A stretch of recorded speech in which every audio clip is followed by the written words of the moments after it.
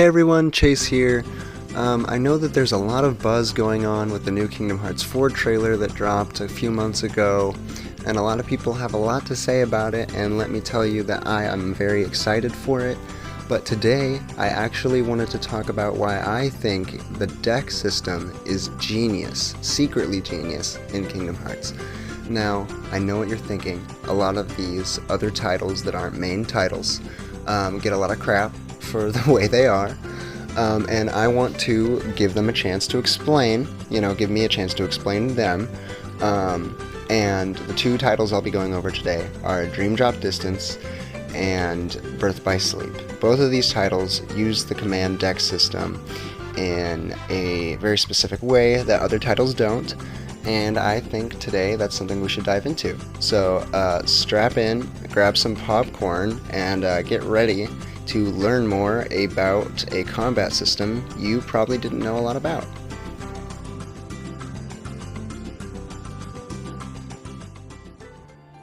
In the sleeping worlds, real time does not flow, unless one restores the world by waking it from its slumber.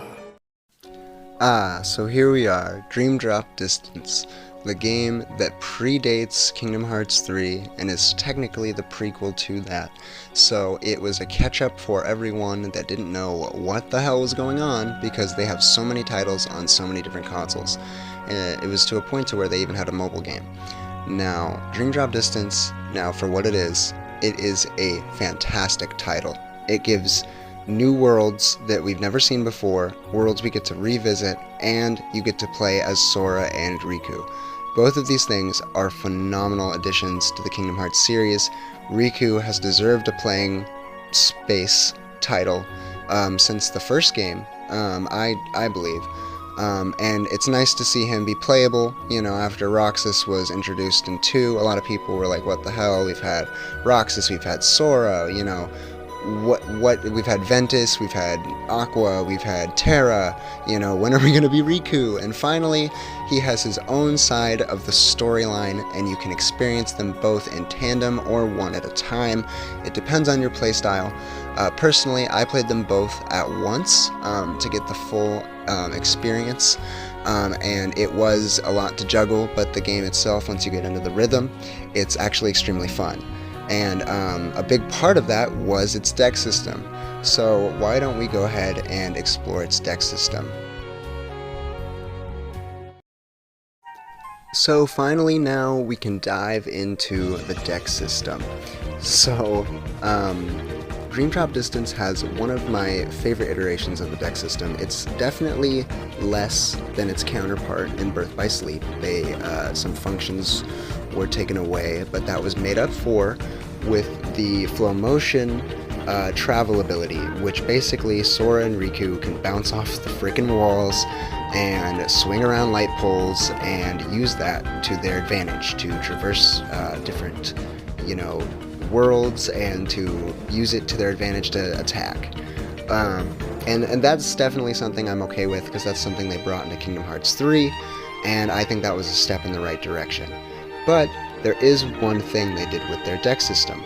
Each character has exclusive moves to each individual. So Riku has certain moves harnessing the darkness that are specific to him.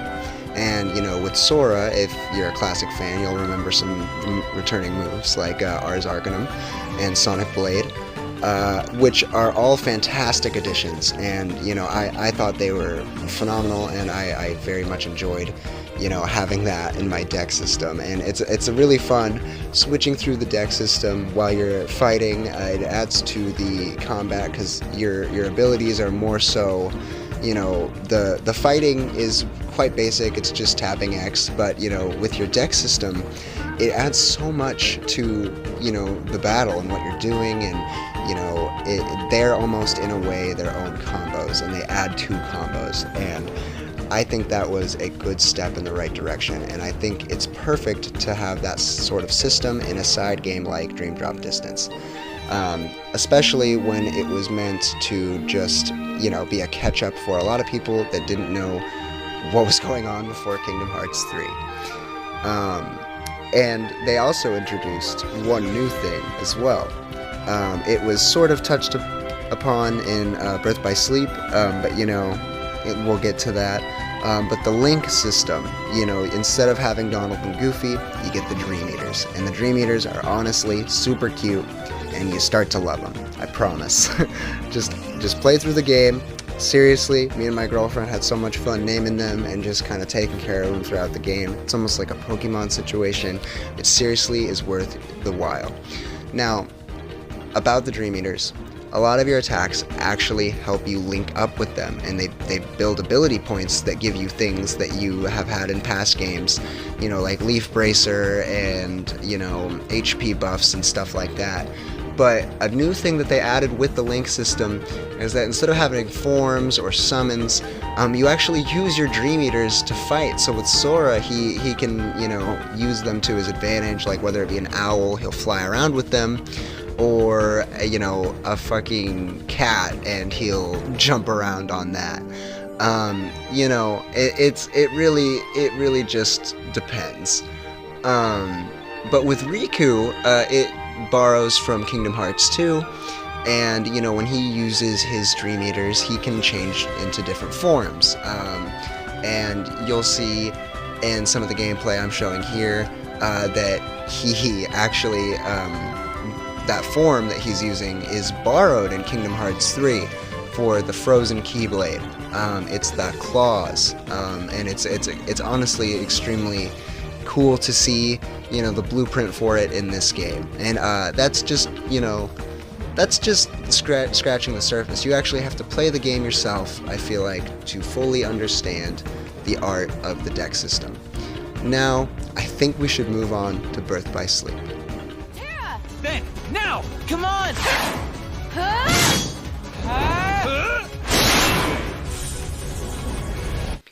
So, Birth by Sleep is actually a prequel to the entire Kingdom Hearts series, other than Union X-Cross, which was the mobile game, which is discontinued, so you can't even play it anymore.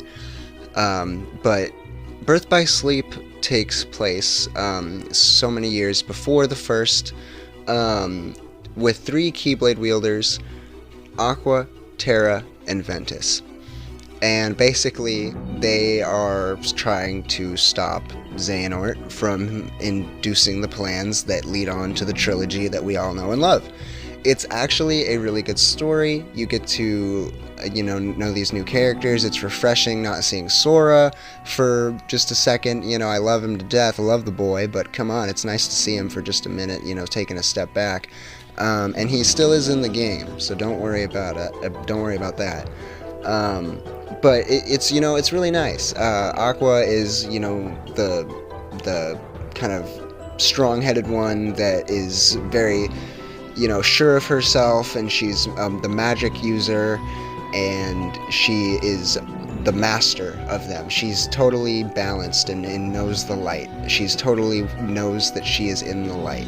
Ventus is sort of that goofy kid, Sora, very Sora-like. And he's very childish, but he plays practically a lot like Sora, and if you're a big Sora fan, it's kind of a good jumping in point to choose Ventus. And then there's my boy Terra. Now Terra gets a bad rap for kind of a lot of the mistakes he's made, but trust me, he has a good story. If you really play through, he gets the short end of the stick, and he really does love his friends.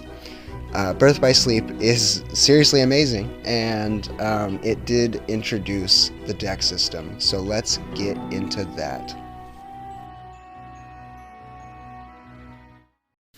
So, Birth by Sleep's deck system. It seriously is amazing. I think a lot of these traits that the deck system in this game has should be carried on to other side titles that they do in the future. It has some of my favorite leveling. It makes grinding fun, and it makes you want to replay a lot of the old worlds that you go through. It's extremely rewarding. The deck system works in a very different way from Dream Drop Distance, and it's not completely combat oriented.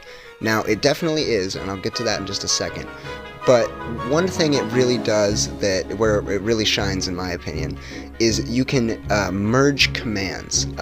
Specifically, like if you had Thunder and another Thunder, you mix that, you get Thundaga. You know, like it's a nice way to level up early on, and a cool way to take commands when you're a high level and make extremely intricate and complicated, you know, strong attacks. And it's all these abilities in this game.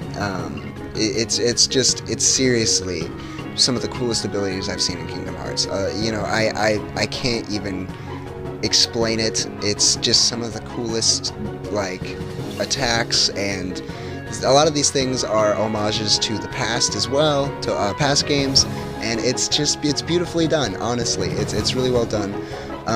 But one thing that the command deck does especially differently from Dream Drop Distance is when you use specific elemental attacks, you gain specific forms. And this is for every character, all 3 characters in the game.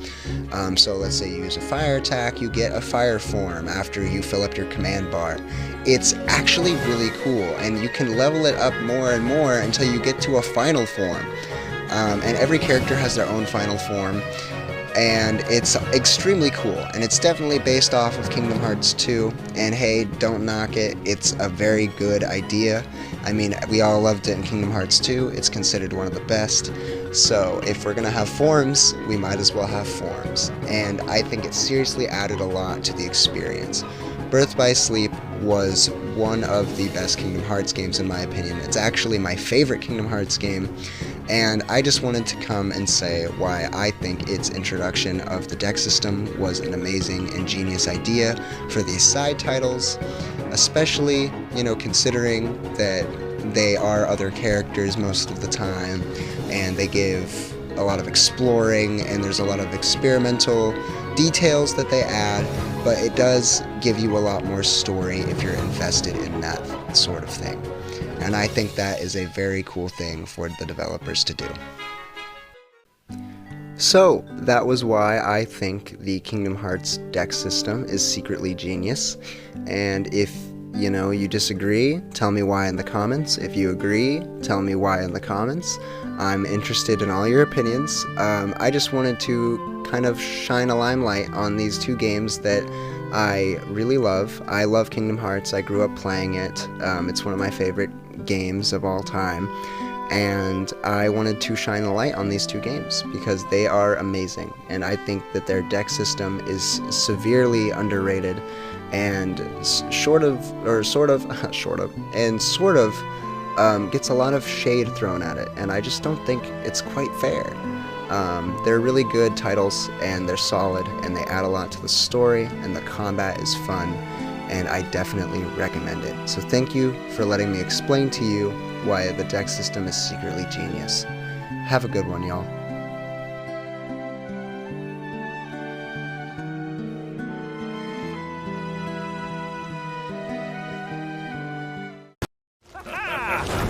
Boo! Hey! That was awesome! Thank you. We owe you.